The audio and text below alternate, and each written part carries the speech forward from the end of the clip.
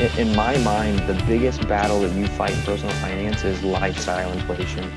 Lifestyle inflation is, every year you get that little raise at work or you make a little bit more money. And rather than just kind of being content with where you're at or what you have, it's buying, the nicer clothes or the nicer car. We all have those friends that are so passionate about a topic that they become our de facto expert, whether we realize it or not. A passion for personal finance turned Robbie Wesco into that expert shortly after graduating college. A self-proclaimed personal finance nerd, Robbie took what he learned, his passion for the topic, and turned it into being a valuable member of the online personal finance community, developing the Eat Money site. A family man whose passion for personal finance is evident throughout this conversation, Robbie joins the podcast this week to talk about founding his blog, budgeting, and keeping your head and attitude right when dealing with money to set yourself up for success. Making Your Money Work is a podcast dedicated to helping educate you on everything personal finance. Money shouldn't be a scary or overwhelming topic, and our goal is to give you the information you need to live your best life. Making Your Money Work is brought to you by Sqwire, a financial education platform that meets you wherever you are in life and takes you through anything you're dealing with. Sqwire, it's more than money. Now, without further ado, it's Making Your Money Work, episode 13 with Robbie from Eat Money. This edition of the Making Your Money Work podcast, I'm joined by the man who runs, writes, does everything for the Eat Money blog. Robbie, first off, it's been a long time coming, but we really appreciate you taking some time to join us here on the podcast and talk a little bit everything financial education here. Yeah, thank you. No, definitely. Thanks for having me. You're right. It's definitely been a long time coming, but I'm glad we were finally able to work something out. This is awesome. We'll start with your story, kind of your path, how you got started in this. You began the blog in 2018, but take us back. How did you get into this space? How did you start the Eat Money blog? Yeah, no, it's definitely been a long time coming. I graduated college in 2011, and the internship before my senior year, so it's about a 3-month stretch. For whatever reason, got hooked on Dave Ramsey. I was listening to either the radio show or the podcast or whatever was popular at that time. And I really had an interest because I was actually getting married just after graduation and wanted to get my wife and I off on the right foot financially. So after graduation, kind of kept on the Dave Ramsey thing, the total money makeover, the steps, everything along those lines. And probably did that for a solid 2-3 years, something along those, somewhere in there. And finally, after 2 or 3 years, kind of had my feet underneath me, definitely had made it through all the steps, but finally kind of started to see the light at the end of the tunnel and kind of started to, lift my head up and kind of look around and, think what's next, what's that next big step that I can take. And a lot of personal finance bloggers have kind of gotten into the community via Mr. Money Mustache. I was the same way. I don't think I necessarily dove as deep as a lot of people did in his content, but to me, his whole thing was just a wake up call that there's a whole lot more out there. And it's not always about just pinching every penny and watching every little expense. It's a lot more than that. So once I found that blog, just dove into every topic, learned as much as I possibly could, podcasts, books, blogs, everything. And so much so that's kind of got to be known as, kind of the personal finance guy with friends and family and things of that nature, to the point where, I was helping some people out, just having some money conversations really more than anything. Helped a family friend that had just graduated college kind of just feel confident in herself, getting into the real world with her real first job. Had lots of other conversations with lots of other people, and it kind of just clicked. I've got all this knowledge and I've got all this passion because I know that personal finance, to some it's just, some geeky numbers, but to me, it can have a real lasting impression on someone's life.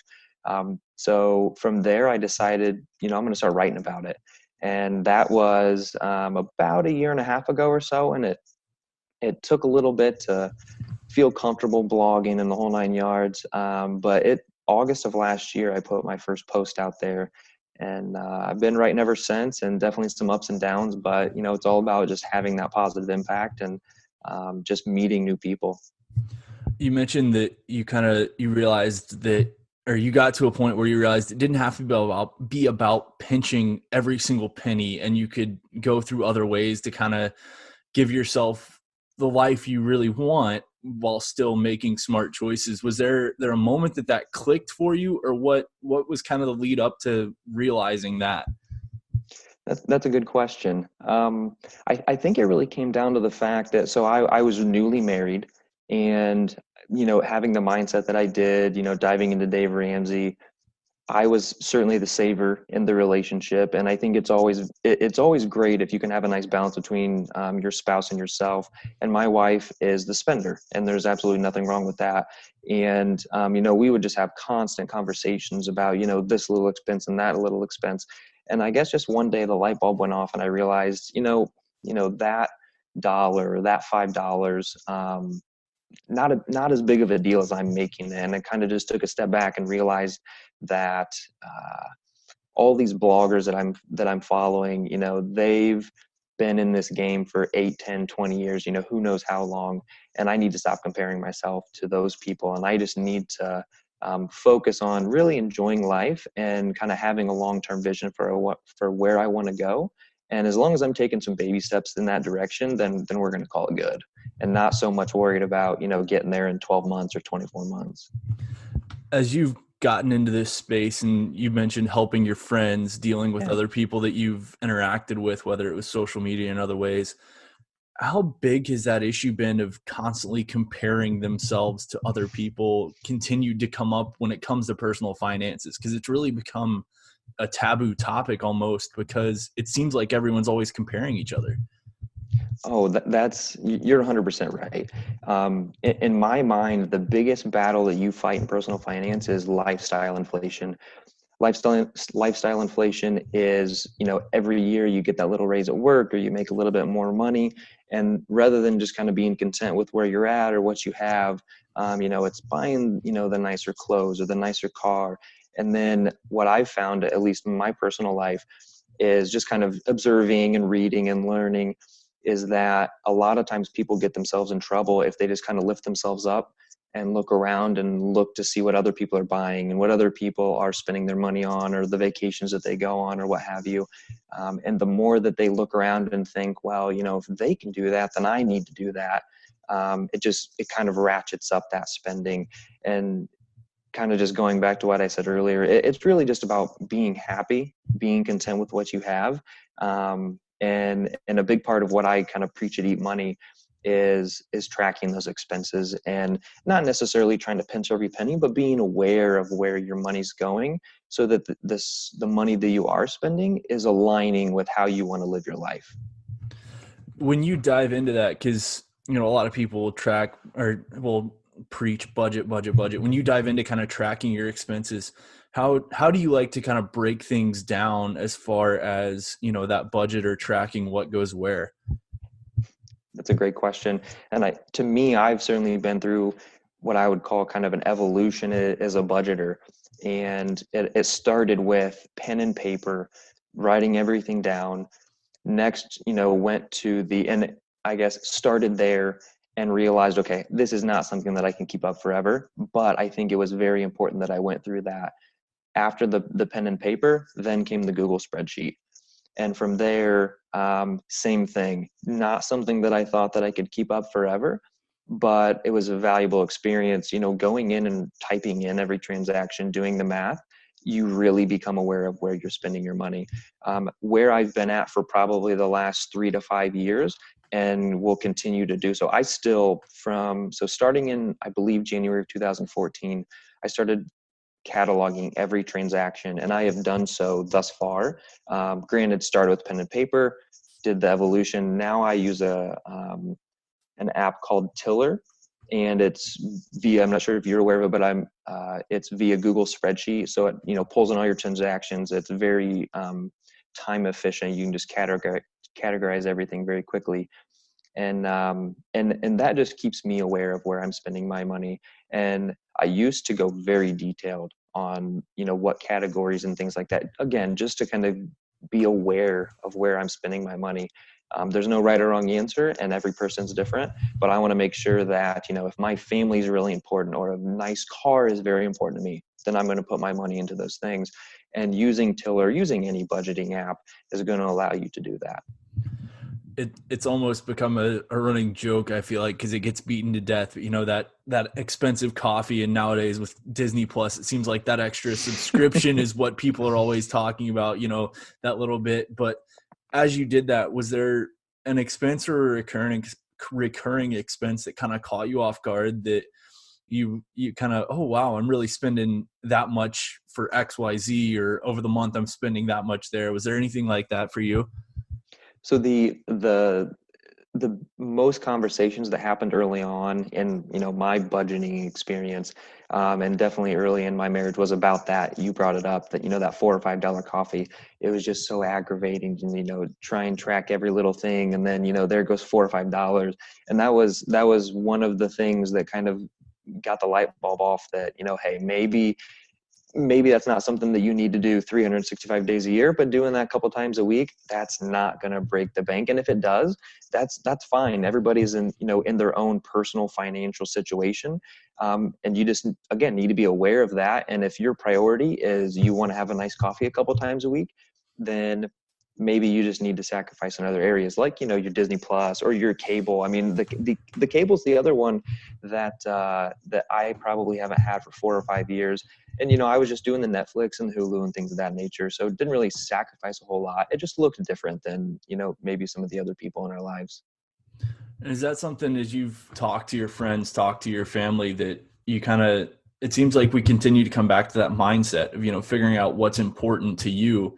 Mhm. Is that something that you really see a lot with your friends and family, is just the unhealthy relationship with money, the unhealthy relationship with where things are going, that kind of leads to these issues that people have? To me, it all comes back to just you don't want to compare yourself to others, because as those conversations come up, people always go into conversations with me as their filter is, oh, I'm the money guy. It really has nothing to do with that. It just comes down to the fact that I'm very aware of where I'm spending my money, and there are things that and some might classify my lifestyle in certain areas as lavish. Well, I'm sacrificing in a lot of other areas because I know that I have certain priorities, my children, my family, things of that nature. I'm spending quality time with them. My family and I, we went to Disney, I don't know, a month ago, and that's not cheap. But you know what? Those memories, you can't put a price tag on those things. Spending that quality time with my family, that's not something that anybody can ever take away. But I'm sure a lot of people looked at that and said, oh my, wow, that's a lot of money. It's not about that. I'll sacrifice in other areas to gain those memories. As you've kind of delved into this and delved into your own finances, we talked a good bit about budgeting here, so we're going to move Yeah. on from that. Oh But yeah, of course. what have been some other areas for you that you found, kind of, whether it's areas that are almost overlooked to an extent, where people don't really have a lot of knowledge, or areas where you struggled? This is one that I'm facing right now, and it's investing. So this is something that, is I guess if you have some success in the budgeting game, or you do some stuff, to be able to become a high income earner, you'll have some extra cash laying around.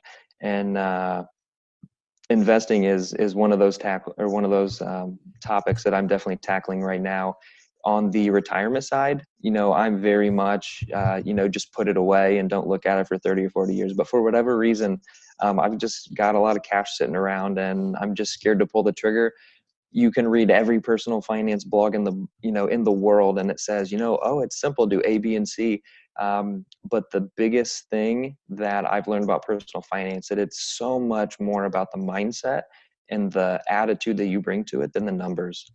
Because you could have somebody that's making all the money in the world, but if they don't have the right mindset around money, they'll spend it all. And again, if that's where their priorities are at, then that's completely fine. But that's a big one that I wrap my head around. And to be honest, I'm still struggling with that. Still struggling with what I need to do, or what levers I need to pull in that area. And even as somebody as deep into the personal finance community as you are, where do you go when you have kind of an issue like that? Because there's so many resources out there these days. Hmm. There's so many people putting out information.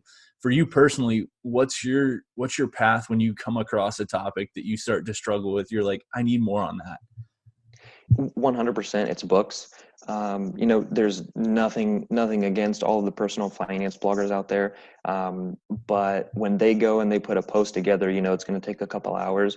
I feel that books are always my go-to whenever I'm really struggling with a topic, primarily because the amount of effort and work and intensity that someone's put into a book, take that into account. Plus, you can go on and read what other people think of books, how credible the sources are, things of that nature. So, go grab 3 or 4 or 5 books on a topic, and you can probably know more than about 90% of the people out there.